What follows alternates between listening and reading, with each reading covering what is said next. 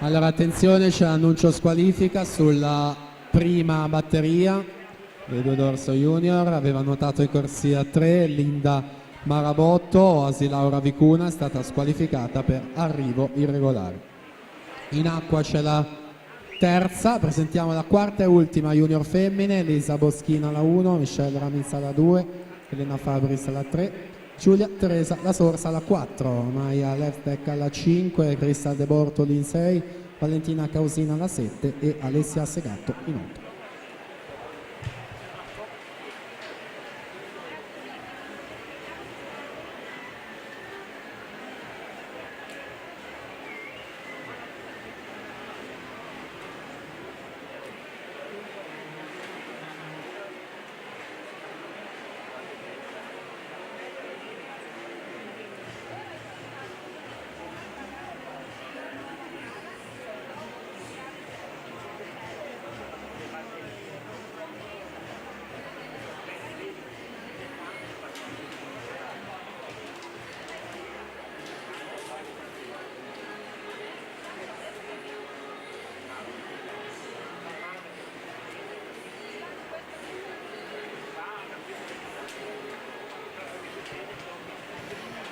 Deborah Bernardi alla 4, 35-95 sui terzi 50 metri, quindi Vanessa Rigoni, Gymnasium Pordenone alla 5 in seconda posizione, 2:18:54 il miglior tempo al momento di Federica Ghisla.